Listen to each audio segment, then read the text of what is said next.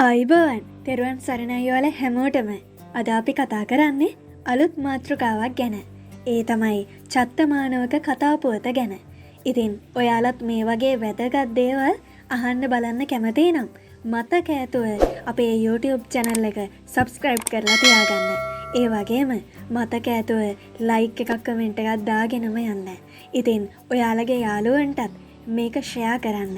මොකද අපේ බුදු දහම මේ ලෝකය පුරාම පැතිරවිය යුතුයි. ඉතින් ඔයාලත් ඒ වෙනුවෙන් දායක වෙන්න. එකල සේතව්‍ය නුවර චත්ත නම් ශිෂ්‍යයෙක් ජීවත් වුණා. ඔහුගේ පියා විසින් උක්කට්ටානුවර පොක්කරසාති නම් ගුරුතුමා වෙත ශිල්ප හැදෑරීම පිණිස ඔහු පිටත් කර යවනු ලැබුවා. ඉතා දක්ෂ සිසුවෙකු වූ චත්ත කෙටි කලකදී සියලු ශිල්ප ඉගෙන ශාස්ත්‍රේනිමා කළා. ගුරුතුමනි, මා සියලු ශිල්ප හදාරා අවසానයි. මව්පියන් වෙතට යෑමට සිතමි. ගුරු පඬුරු වශයෙන් කුමන පූජාවක් ඔබ වෙනුවෙන් කළ යුතු වේද? චත්ත, ගුරු පූජාව ශිෂ්‍යයාගේ වත්කමානුව සිදුවිය යුතුයි. චත්තමානවකයා ගුරු පඬුරුගෙන ඒමට තම ගම බලා පිටත් වුණා. පඬුරු පූජාව පියාට දැන්වීමෙන් පසු ඔහුට ඒ සඳහා කහවණු 2000ක් ලැබුණා. කහවණු පොදිය රැගෙන චත්ත එදාම උක්කට්ටානුවරට පිටත් වුණා. භාග්‍යවත් අරහත් සම්මා සම්බුදුරජාණන් වහන්සේ මහා කරුණා සමාපත්තියට සමවැදී ලොව දෙස බලන විට චත්තට සිදුවන්නට යන විපත දුටුවා. චත්ත තරුණයා තිසරණ සරණෙහි පිහිටියහොත් දෙව්ලොව ඉපදීමට හැකියාව තිබෙන බව දුටු මුනීන්ද්‍රයන් වහන්සේ චත්ත ගමන් කරන අතරමඟ ගසක් මුල වැඩ සිටියා. භාග්‍යවතුන් වහන්සේ දුටු ඒ තරුණයා ඒ අසලට ගොස් උන්වහන්සේට වන්දනාමාන කළා. චත්තමානවකය, මේ අවේලාවේ ඔබ යන්නේ කොහෙද? ස්වාමීනි, ගුරු පඬුරු රැගෙන මා උක්කට්ටානුවර පොක්කරසාති ගුරුතුමා හමුවීමට යන්නෙමි. මානවකය, ඔබ තිසරණ පන්සල් දන්නවද? ස්වාමීනි, මම නොදනිමි. එය ඉගෙනීමෙන් මට යම් ප්‍රයෝජනයක් වේද? චත්ත, මා විසින් මේ ධර්මය දේශනා කොට ඇත්තේ මුල, මැද, අග පිරිසිදු ලෙසින්. ඔබ තිසරණ පංචශීලය සමාදන් වන්න. එය ඔබගේ ජීවිතයට මහත්ඵල මහානිශංස වනු ඇති. ඔබ සමාදන් වන මේ ගාථා රත්නයන් තුන මතක තබාගෙන එය සිහි කරමින් ගුරුවරයා වෙත යන්නයි භාග්‍යවතුන් වහන්සේ වදාලා. යෝවද තම්පවරෝ මනුජේසු සක්්‍ය මුනී භගවා කත කිච්චෝ පාරගතෝ බල විරිය සමංගි තන් සුග තන් සරණත්ත මුපේමේ. එහි තේරුම තමයි කතා කරන මනුෂ්‍යයන් අතර උත්තම වූ යම් කෙනෙක් ඉන්නවා. උන්වහන්සේ තමයි නිවන් මඟ සම්පූර්ණ කළ ශාක්‍ය මුනීන්ද්‍ර වූ භාග්‍යවතුන් වහන්සේ.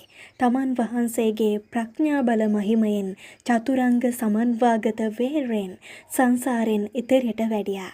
අන්න ඒ සුගතයන් වහන්සේ සරණ යන්න. රාග විරාග මනේජ මසෝකං ධම්මම සංකත මප්පටි කෝලං මధుරමි මං පගුණං සුවිබත්තං ධම්මමි මං සරණත්ත මුපේමේ. එහි තේරුම තමයි ශ්‍රී සද්ධර්මයෙන් රාගය දුරු වෙනවා. තෘෂ්ණාව නැති, ශෝක නැති, පිළිකුල් රහිත වූ අසංකත නිවනයි ඒ ධර්මය.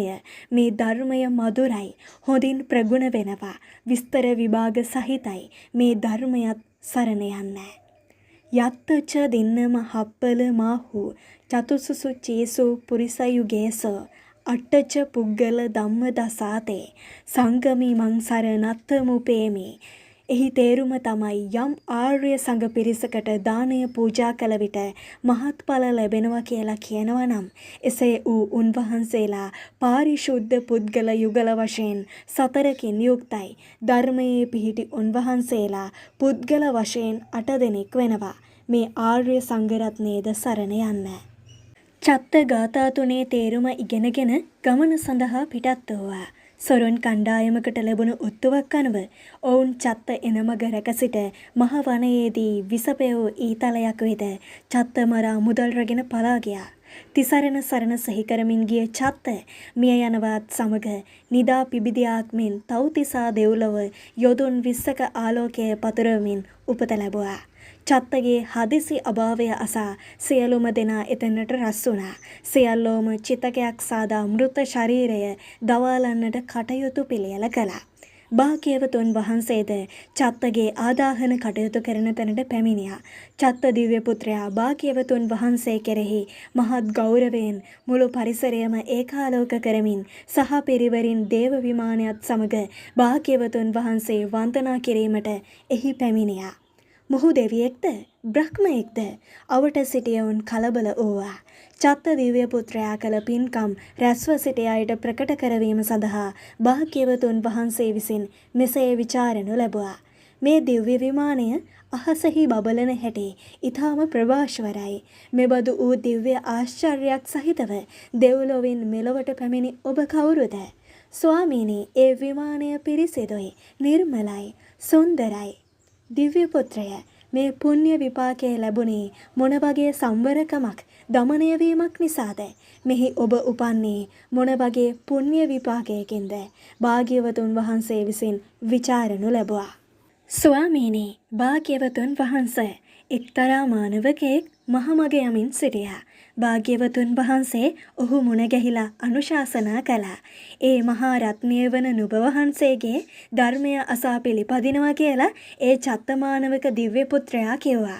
ස්වාමීනි, පරමෝත්තම වූ ජිනේන්ද්‍රයන් වහන්සේ සරණ යන්න, ධර්මය භික්ෂු සංඝයා සරණ යන්න කියලා වදාළ වෙලාවේ මම පළමුවේ කිව්වේ ඒ ගැන නොදන්නා බවයි. පස්සේ තමයි නුඹ වහන්සේගේ වචනය අහලා තෙරුවන් සරණ ගියේ.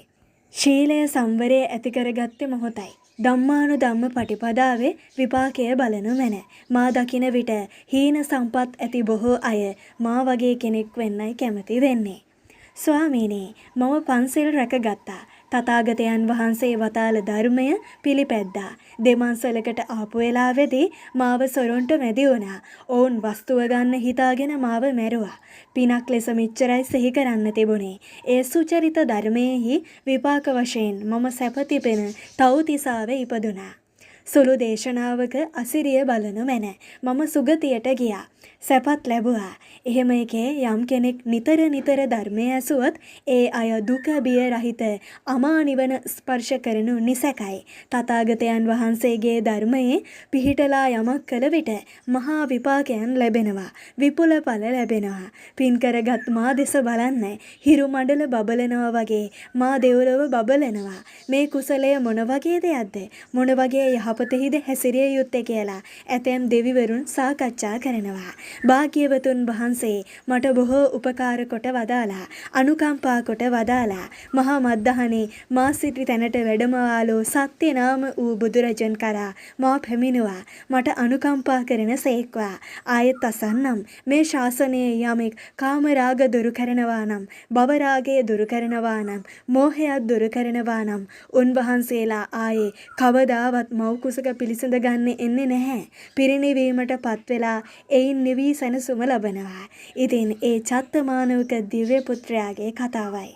ඉතින් ඔයාලත් මේ වගේ වැදගත් දේවල් අහන්න බලන්න කැමති නම් අපේ YouTube channel එක මතක ඇතුව subscribe කරලා තියාගන්න. ඉතින් නැවතත් හමු වෙනතුරු ඔයාලා හැමෝටම සුබ දවසක්.